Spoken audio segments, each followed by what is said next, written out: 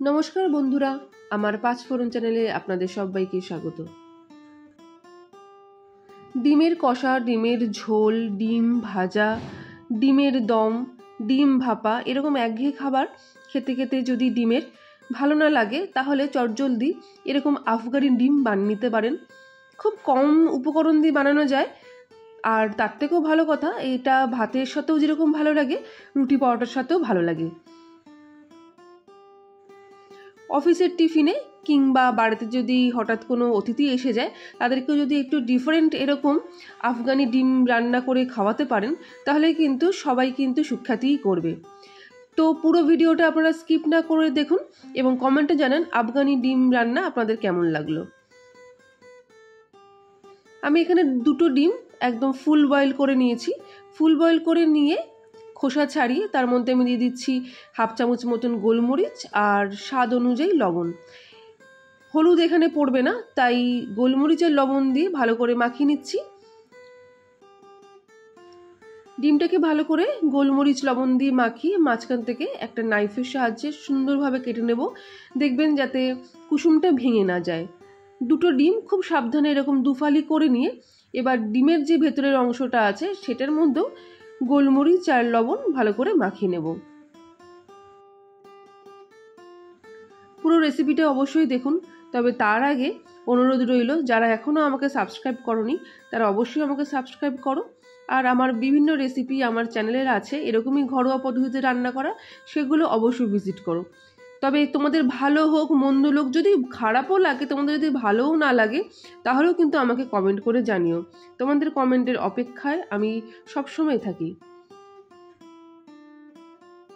ডিমটা গোলমরিচ আর লবণ দিয়ে ভালো করে মাখিয়ে রেখে দিলাম 5 থেকে 7 মিনিটের জন্য। অন্যদিকে নিয়ে নিয়েছি দুটো পেঁয়াজ বড় বড় করে কেটে নিয়েছি, 3-4 টুকরো আদা কেটে নিয়েছি, 4-5টা রসুন কোয়া, 3-4টে কাঁচা লঙ্কা।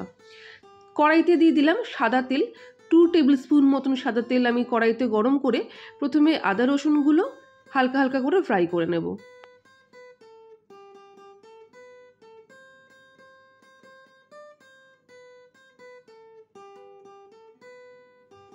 আদা রসুনগুলো যখন হালকা হালকা ফ্রাই হচ্ছে এবং সুন্দর একটা গন্ধ বেরোচ্ছে, ঠিক সেই সময় আগে থেকে যে আমি পেঁয়াজটা আমি র্যান্ডাম কেটে রেখেছিলাম, কোনো ঝিরিঝিরি করে কাটিনি, বড় বড় করে কেটেছিলাম, সেই পেঁয়াজটা আমি দিয়ে দিচ্ছি। আমি দুটো পেঁয়াজ দিয়েছিলাম। আপনারা কিন্তু ডিমের পরিমাণ অনুযায়ী আদা পেঁয়াজ রসুন বাড়িয়ে বা কমিয়ে নেবেন।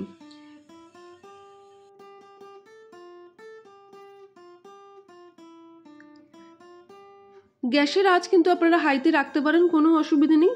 হাই ফ্লেমেই ভালো করে ভেজে নিতে হবে আদা রসুন পেঁয়াজটি একসাথে। যখন পেঁয়াজের কালারটা হালকা হালকা চেঞ্জ হতে থাকবে ঠিক সেই সময় দিয়ে দেবো যে আগে থেকে যে কাঁচা লঙ্কা একটা আলাদা প্লেটে ছড়িয়ে রেখেছিলাম। আমি 4টে কাঁচা লঙ্কা নিয়েছি, যদি আপনারা ঝাল কম খান তাহলে কাঁচা লঙ্কাটা কিন্তু আপনারা কমিয়ে দিতে পারেন। 4টে কাঁচা লঙ্কা দিয়ে দিলাম, সেই কাঁচা লঙ্কাটাও একটু ভালো করে ভেজে নেব। আর নিয়ে নিয়েছি 10-12টার মতন কাজু।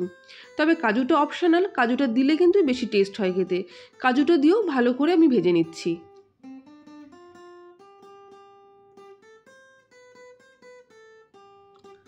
যখন কাজুর গায়েও হালকা হালকা রং চলে আসবে ঠিক সময় সব কিছু উপকরণ যেটা আমি ভাজলাম আদা রসুন পেঁয়াজ কাঁচা লঙ্কা একটা আলাদা প্লেটে তুলে নিয়ে সেটা আমি ফ্যানের তলায় দিয়ে দিচ্ছি ঠান্ডা করার জন্যে। কেননা এটাকে আমি একটা ফাইন পেস্ট করব, যতক্ষণ না ঠান্ডা হবে ততক্ষণ কিন্তু পেস্ট করা যাবে না। তাই আমি কড়াই থেকে তুলে পাখার তলায় দিয়ে দিচ্ছি ঠান্ডা করার জন্য। এরপর বাকি যে অবশিষ্ট তেলটা থাকবে আমি আর তেল দিচ্ছি না, সেই তেলের মধ্যে আমি ডিমগুলো ভাজতে দিয়ে দিচ্ছি। প্রথমে কুসুমের দিকটা উবুর করে দেবেন যাতে কুসুমের দিকটা প্রথমে ফ্রাই হয়ে যায়। কুসুমের দিকটা ফ্রাই হয়ে গেলে কুসুমটা বেরিয়ে আসবে না, তাই খুব সাবধানে কুসুমের দিকটা আগে উল্টে দেবেন। কুসুমের দিকটা যখন হালকা হালকা লালচে হয়ে আসবে, মোটামুটি ধরে নিন মিডিয়াম আছে 4 থেকে 5 মিনিট মিডিয়াম আঁচ করে দেবেন ডিমটা ভাজার সময়, না হলে কালো হয়ে পুড়ে উঠবে। মিডিয়াম আছে 4 থেকে 5 মিনিট কুসুমের দিকটা যখন হালকা হালকা রং ধরবে তখন আস্তে করে উল্টে দিতে হবে। অপর প্রান্ত ঠিক 4 থেকে 5 মিনিট একইভাবে ভেজে নিতে হবে।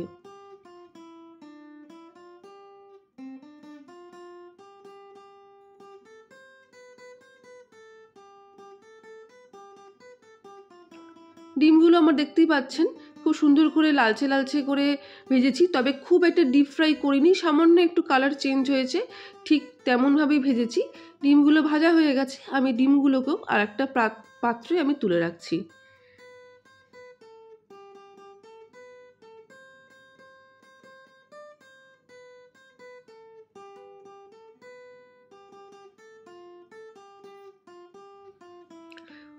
ডিমগুলো ভাজতে ভাজতে ওইদিকে আদা পেঁয়াজ রসুনের যেটা আমি ভেজে রেখেছিলাম ঠান্ডা হয়ে গেছে, সেটা আমি মিক্সার গ্রাইন্ডারে দিয়ে একটা ফাইন পেস্ট আমি তৈরি করে নেব।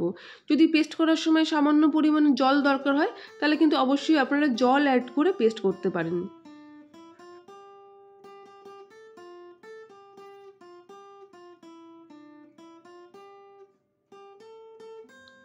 পেস্ট আমি করে নিয়েছি। কড়াইতে যেটুকু তেল অবশিষ্ট ছিল আমি কিন্তু আর কোনো তেল দিইনি। সেই তেলের মধ্যে প্রথমে একটা শুকনো লঙ্কা ফোড়ন দিয়ে দিলাম, আর দিয়ে দিলাম হাফ চামচ থেকে সামান্য কম গোটা জিরে ফোড়ন। শুকনো লঙ্কা আর গোটা জিরেকে বেশ ভালো করে ভেজে নিতে হবে যতক্ষণ না কালার আসে। যখনই হালকা হালকা কালার আসবে সেই সময় আদা রসুন পেঁয়াজ কাঁচা লঙ্কার যে পেস্টটা বানানো হয়েছিল সেই পেস্টটা পুরোটা দিয়ে দিতে হবে। মিক্সার গ্রাইন্ডারে যেটুকু লেগেছিল সেখানে আমি কিছুটা পরিমাণ জল দিয়ে সেই জলটাও আমি দিয়ে দিলাম। মিডিয়াম আছে এই মিশ্রণটা বেশ ভালো করে কষাতে হবে একটু সময় নিয়ে।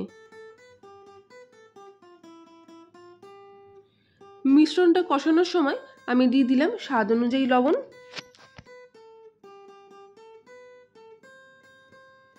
লবণ দিয়ে আবারও কিছুক্ষণ কষিয়ে নিতে হবে। গ্যাসের ফ্লেমটা কিন্তু আপনারা হাই করবেন না, মিডিয়াম আছেই একটু সময় ধরে কষাতে হবে। দেখতেই পাচ্ছেন যে আমার গ্রেভিটা খুব সুন্দর ফুটে উঠেছে। এই সময়ও কিন্তু কন্টিনিউয়াস নাড়াচাড়া করতে হবে, নাহলে নিচে লেগে গেলে একটা পোড়া পোড়া গন্ধ আসবে, যেটা খেতে একদমই ভালো লাগবে না। গ্রেভিটা যখন ফুটে একটু সামান্য ঘন হয়ে আসবে সেই সময় দিয়ে দিতে হবে ডিম। আগে থেকে যে ডিমগুলো ভেজে রাখা হয়েছে ঠিক সেই ডিমগুলো। এই রান্নায় কিন্তু আলাদা আর কোনো এক্সট্রা মশলা পড়লো না, না জিরে ধনে না লঙ্কার গুঁড়ো কিছুই আমি দিইনি, শুধু কাঁচা লঙ্কাই আমি ভেজে দিয়েছিলাম, পেস্ট করে দিয়েছিলাম দেখতেই পাচ্ছেন, আর স্বাদ মতন দিয়েছিলাম লবণ। তো সুতরাং দেখতেই পেলেন এই রান্নায় কিন্তু বেশি কোনো উপকরণ লাগলো না। গ্রেভিটা আরেকটু ডিমের মধ্যে ফুটবে, যাতে গ্রেভির যে টেস্টটা বা জুসটা ডিমের মধ্যে প্রপারলি ঢুকে যায়। তবে এই সময় একটা কথা বলার আছে, ডিমটা কিন্তু উবুর করে দেবেন না, কুসুমটা ওপর দিকে করে দেবেন। উবুর করে দিলে কুসুমগুলো কিন্তু বেরিয়ে যাওয়ার সম্ভাবনা থাকে, তাই উল্টো দিকে করে একদমই দেবেন না, কুসুমটা ওপর দিকে করে ডিমগুলো দিয়ে দেবেন। মোটামুটি আরও 4-5 মিনিট মিডিয়াম আঁচে ফুটতে দেবেন। যখনই গ্রেভিটা একটু ঘন হয়ে আসবে তখন দিয়ে দেবেন 1 চামচ মতন কাসুরি মেথি। কাসুরি মেথিটা কিন্তু ম্যান্ডেটারি, আপনাদের দিতেই হবে। যাই হোক, আমার আফগানি ডিম কিন্তু একদম সার্ভ করার জন্য রেডি। নামিয়ে এবার গরম গরম রুটির সাথে কিংবা ভাতের সাথে সার্ভ করতেই পারেন। আমার রেসিপি কেমন লাগলো অবশ্যই জানাবেন। যারা এখনও সাবস্ক্রাইব করনি তারা সাবস্ক্রাইব করো। পুরো ভিডিওটি দেখার জন্য অসংখ্য ধন্যবাদ।